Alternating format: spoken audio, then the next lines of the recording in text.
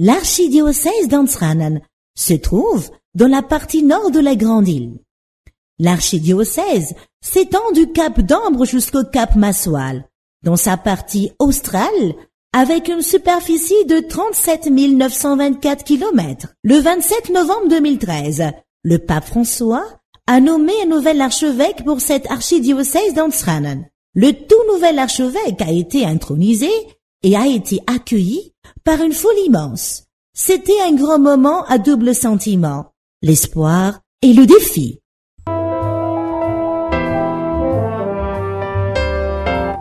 Le premier défi, c'est la route. Il n'est pas toujours facile de faire la visite pastorale dans plusieurs régions de l'archidiocèse. La présence massive de l'islam et la montée des sectes ces dernières années forment un autre grand défi. Le troisième défi qui ronge non seulement l'archidiocèse, mais presque toute la nation entière, c'est la déforestation. Les deux derniers défis qui freinent et qui bloquent totalement le développement et l'évangélisation sont l'analphabétisme et la maladie des pauvres. Cela fait 4 ans et plus que le pape François m'a nommé dans l'archidiocèse d'Ansranan. Et dès le début, pour remarquer que c'est un cheminement, la mission que le pape m'a confiée, j'ai pris comme image le chemin de Damas de Saint Paul, et cela illustre justement la devise de l'archidiocèse. C'est pas nous, mais la grâce de Dieu avec nous. Sans remettre au lendemain, le tout nouvel archevêque se met au travail et transforme l'espoir de ses brebis en véritable succès. Sous forme de changement et de développement, les travaux acharnés et la recherche de collaboration commencent à porter des fruits. Le changement et le développement se font remarquer partout dans le diocèse et cela forme un grand succès. Monseigneur Benjamin Ramarson a tourné une nouvelle page dans l'histoire du diocèse d'Ansranan dans plusieurs domaines. Vu les grands défis, l'archevêque n'hésite pas à partager les responsabilités avec ses collaborateurs. Tout le monde est invité à prendre part dans le redressement de l'archidiocèse, des laïcs engagés, des prêtres et des religieux. L'archevêque encourage les congrégations religieuses déjà sur place à s'impliquer davantage dans la pastorale du diocèse. Il fait appel aux nouvelles congrégations à venir en aide. Auparavant, s'il n'y avait que les prêtres diocésains et peu de religieuses qui travaillent dans le diocèse, maintenant, plusieurs congrégations sont arrivées avec leurs différents charismes. En 2017, les prêtres trinitaires sont arrivés et les sœurs Ursulines sont encore en pleine construction de leur première communauté. Étant le premier responsable de l'éducation au sein de la conférence épiscopale de Madagascar et face aux défis de son diocèse, l'archevêque a décidé de prioriser l'éducation pour véhiculer le changement. Il est tout de suite descendu sur le terrain. Il a réuni les membres nommés et encouragé tous les acteurs dans ce domaine à se donner au maximum. Et surtout, il a fait appel aux bienfaiteurs à tendre leurs mains. Les fruits de sa détermination commencent à se concrétiser, à être palpables. Les résultats attendus apparaissent petit à petit. Les rêves deviennent réalité. Des rénovations, de nouvelles écoles et surtout des élèves joyeux, des éducateurs motivés et des parents qui sont enfin prêts à écrire une nouvelle page dans leur histoire. Pour l'archevêque d'Ansranan, l'éducation n'est pas une théorie sans pratique.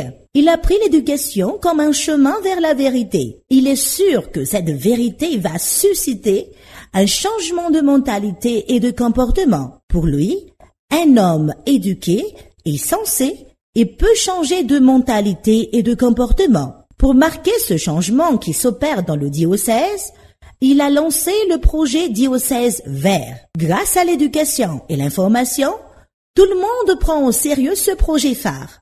Les prêtres, les religieux, religieuses, les laïcs, ainsi que toutes les écoles du diocèse sont prêts à réaliser ce fameux projet Diocèse Vert. Ce fort désir de l'archevêque a touché les cœurs des bienfaiteurs, convaincus de cette excellente initiative. Cela a donné naissance au projet Pro Futuro. Pour commencer l'aventure vers le diocèse vert, les bienfaiteurs ont donné des tablettes aux élèves de Saint-Bave. Ce projet pionnier a attiré l'attention du couple présidentiel qui a fait le déplacement de la capitale à Ansranan pour marquer le lancement de cette nouvelle vision.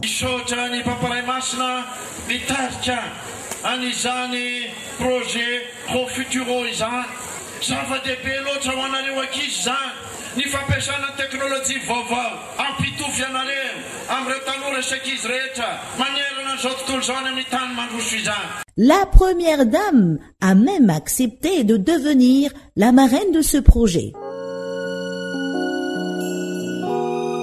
Pour concrétiser le projet Diocèse Vert, avec l'aide des bienfaiteurs, la radio diocésaine a eu recours à l'énergie solaire. Elle a dit adieu à la Compagnie nationale d'électricité, la GIRAMA. Ceci a eu un impact majeur sur le budget de la radio. C'est un grand pas vers son autonomie, mais il y a encore du chemin à faire pour alimenter intégralement l'émetteur et favoriser aussi l'extension de la radio dans toute l'étendue du diocèse. Pourtant, l'archevêque compte beaucoup sur elle pour l'animation et l'éducation sur le développement intégral dans son diocèse.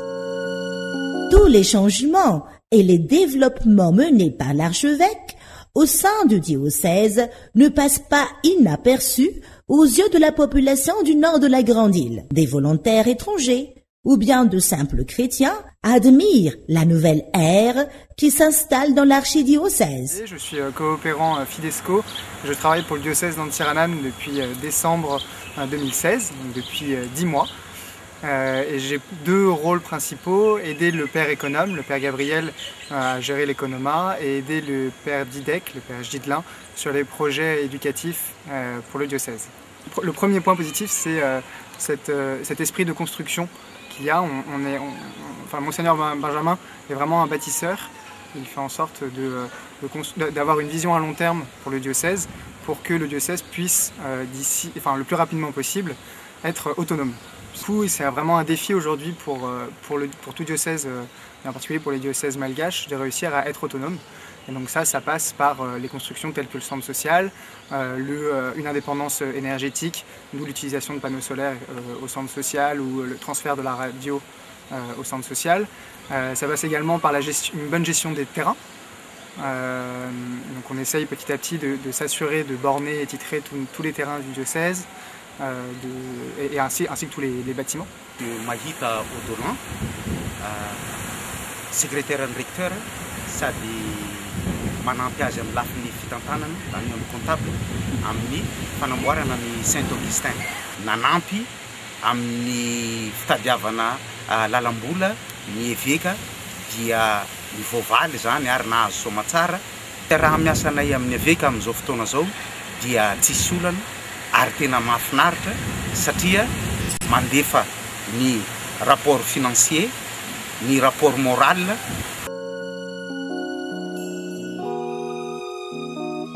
Malgré son désir de développement intégral rapide, l'archevêque est conscient qu'il ne peut le faire tout seul. Il a besoin des prêtres, des religieux et des laïcs. Pour prendre soin de ses collaborateurs, en particulier les prêtres, l'évêque a dépensé une grosse somme d'argent pour rénover totalement le grand bâtiment de Paul VI. Ce grand bâtiment de l'archidiocèse, très utile, était en très mauvais état. Maintenant, les prêtres s'y logent durant le mois sacerdotal, comme les membres d'un parlement dans leur palais. Quand les prêtres sont dans leurs missions respectives, avec la grande salle nouvellement réhabilitée, Paul VI devient un centre d'accueil une petite source de revenus.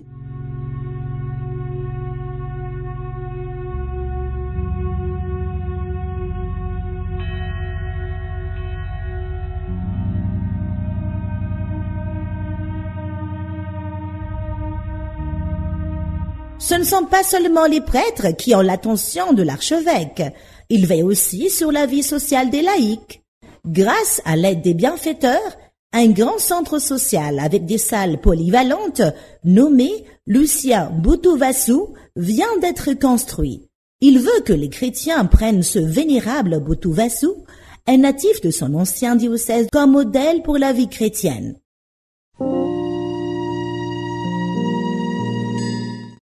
Malgré les mauvais états des routes et l'enclavement de certaines églises succursales, l'archevêque ne les oublie pas. Il vient leur rendre visite, leur donner des coups de main pour la construction de leur église locale. Bitsiak est l'une de ces églises, à 60 km de la ville d'Antsiranan, dominée par des païens et animistes, voire des guérisseurs. L'archevêque est convaincu de la foi des gens et le progrès de l'Église. Il est venu les encourager, leur donner un cadeau, la nouvelle Église. Et il en va de même pour Darène. Le nom Saint-Antoine de Padoue a été donné à la nouvelle Église récemment construite. Étant géographiquement près de la mer, toutes ces infrastructures sont assez souvent sous la menace des destructions massives durant la saison cyclonique. Malgré ces résultats que nous pouvons constater et sur lesquels nous rendons grâce à Dieu, le chemin est encore long et des défis sont encore à relever. Le défi, c'est pour cela que nous avons mis ces projets. Les projets ont besoin d'être soutenus, les besoins pour une éducation intégrée. L'éducation à la vie et à l'amour devient un véhicule important de l'éducation dans toutes les écoles catholiques de Madagascar. Monseigneur Benjamin veut faire de son diocèse le modèle de toutes les écoles dans ce domaine. Avec une bonne éducation des enfants, le projet diocèse vert sera atteint. En luttant contre le feu de brousse, les techniques ancestrales qui dégradent l'environnement dans le nord de Madagascar. L'aide des personnes compétentes dans ce domaine sera la bienvenue. Malgré son nom, le bâtisseur, l'archevêque ne s'arrête pas au bâtiment. Il veut surtout bâtir l'âme des membres du diocèse d'Antsiranan. À travers ses visites pastorales et homélies, il cherche tous les moyens pour conscientiser les chrétiens sur le sens d'appartenance au diocèse.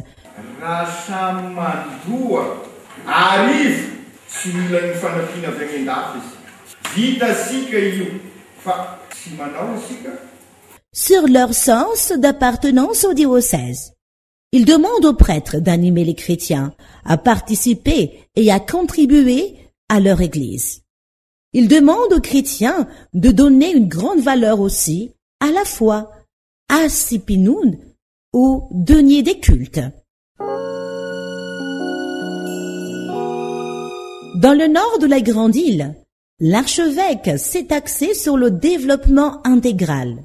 Pour lui, l'âme et le corps sont inséparables.